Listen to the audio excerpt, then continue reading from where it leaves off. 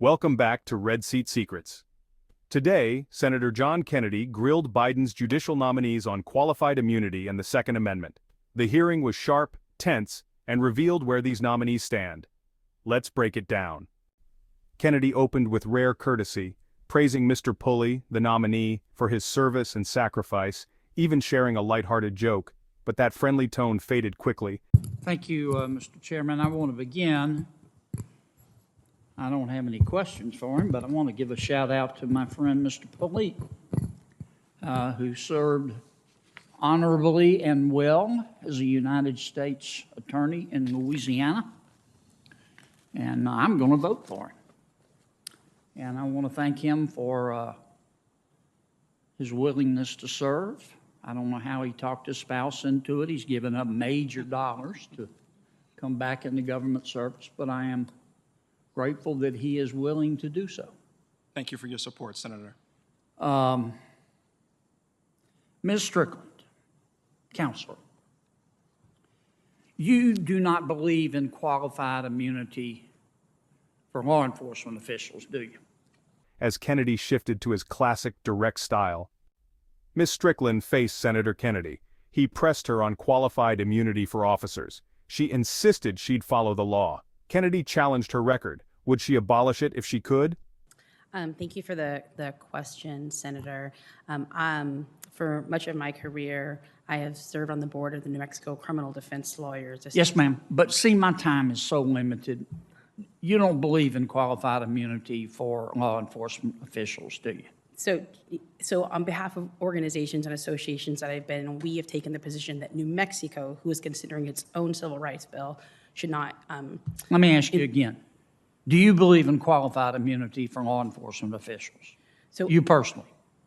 Well, any personal views that I have on it would not come into consideration if I were to be confirmed as a judge. Oh, sure they will. Sure they will. If you're confirmed, you're going to do everything you can to undermine qualified immunity, aren't you? No, Senator. Qualified immunity is the law of the land. It is the law of the Supreme Court. It is the law of the 10th Circuit, and I would apply. Well, you spent your entire adult career arguing against qualified immunity, haven't you? Well, I have spent my time as an advocate working underneath qualified immunity, where I did not argue against qualified immunity. I worked within the bounds of qualified immunity. And on behalf of associations. Yeah, but you don't believe in it. It's okay. I mean, this is America. You can believe what you want. But I don't want to be misled here. You don't believe in qualified immunity, do you? I do believe, Senator, in qualified immunity. It is the law of this country. It is the law of Well, then why did you help New Mexico? Why did you work so hard to get New Mexico to change it? Well, New Mexico was considering a new bill regarding civil rights, and it was trying to decide whether qualified immunity should apply to a new... I understand. I'm not trying to cut you off. I really hate being rude like this and interrupting folks. We have so little time. Kennedy and the audience remained unconvinced. Here's what I want to ask you. I want you to answer this one for me in front of God and country. If you personally were queen for a day, and you could make any policy you wanted to right now, and you had the ability to get rid of qualified immunity for law enforcement officials by just sweeping your hand, you're telling me you wouldn't do it? Yes, Senator. Qualified immunity... You wouldn't do it? I would not. Mr. Chipman, Biden's pick for ATF director, faced tough questions at his Senate hearing. You're nominated for... alcohol, tobacco, and firearms and explosives and all kind of other dangerous stuff. Is that right? Yes, Senator. Okay. You don't believe in private ownership of handguns, do you? That's incorrect. I own one myself. Do you? Do you believe in private ownership of assault weapons? Yes, what do you own, by the way? That's a pretty private question. I have I'll share the gun I'm proudest of. It's a Smith & Wesson Treasury commemorative gun, and the serial number is my birth date. Oh, that's cool. Congratulations. Do you believe in banning assault weapons? I do, sir.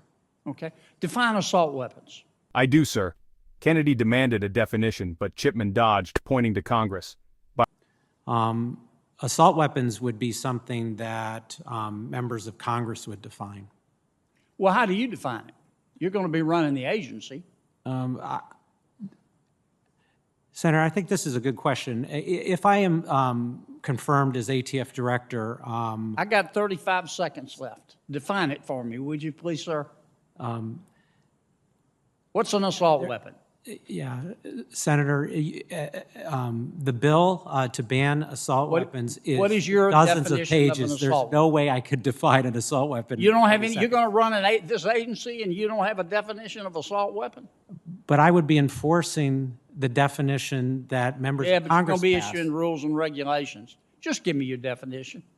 I'll give you one definition that ATF Give me your currently definition. uses. One definition that ATF currently Give me your definition. I can give you one definition. If you that want to ATF answer my currently question, how can I vote for you? By the end, Kennedy was visibly frustrated. What we just witnessed wasn't just sharp questioning.